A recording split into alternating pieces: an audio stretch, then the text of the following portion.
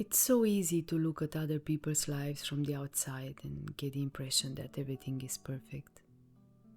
The perfect relationship, the perfect house, the perfect job. On social media feels like everyone is on a continuous vacation, constantly upgrading their homes, their wardrobe, attending the most aesthetic events or living their best life. But what we tend to forget is that people are posting only the highlights. Sometimes I wonder if we have accidentally created a new version of perfection. I don't talk about a perfect body or a perfect career. I talk about the perfect routine, the perfect morning, the perfect healthy meal, the perfect productivity system. Yesterday I woke up early, at 5 a.m. to be more specific, and made myself some tea. I didn't rush anywhere. I just sat there and enjoyed the quiet, listening to the rain. And I started thinking about something. If we have to go through our daily routines anyway, why not make it as meaningful as possible? Why do we put so much pressure on ourselves to feel fulfilled or productive or constantly improving? Because lately, I've been wondering if we are turning even the beautiful parts of life into other achievement.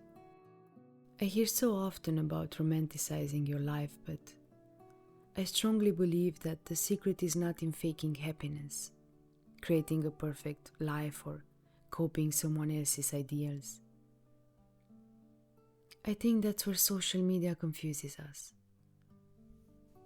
Because, as I said, what we are often shown are the highlights.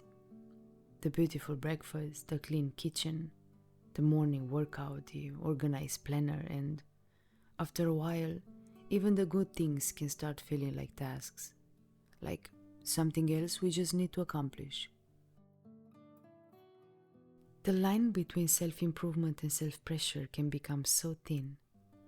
We live in a society built around achievement and productivity, and it's always pushing us to do more.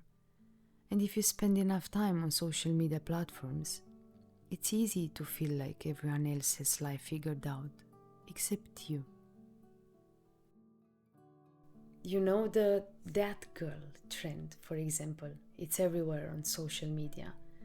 The girl who wakes up every morning and goes to the gym, the one who drinks only green smoothies, the one who has endless motivation and the best habits in the world. And while there's nothing wrong with that, sometimes feels more exhausting and less inspiring. So, yesterday I forgot about the rules.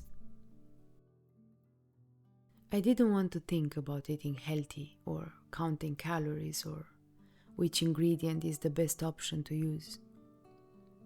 I just wanted to bake a tart. And oftentimes, sadly, these things can become another pressure too. Another way of turning something enjoyable into something we need to optimize. But somehow, baking has never felt like that for me.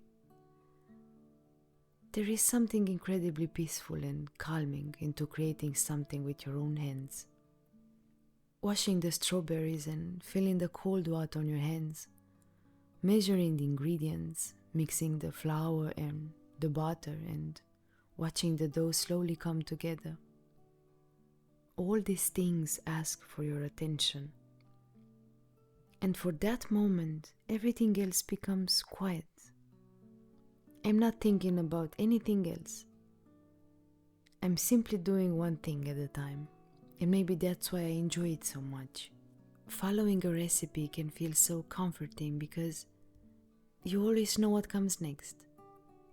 So much of life feels uncertain, and in that moment, it feels like I know what I'm doing. And somehow it's peaceful. Baking or simple cooking reminds me that not everything has to be optimized or productive. Some things can simply exist because they bring us joy. Life is made up of ordinary moments, and the more attention we give them, the more meaningful they become. There's a Japanese word I recently came across these days. Komorebi. It's the sunlight filtering through the leaves of the trees. It's something so simple, something that most of us have seen before, but we rarely take the time to notice.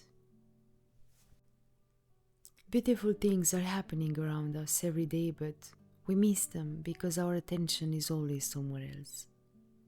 On our worries, on other people's lives, on what we should be doing next.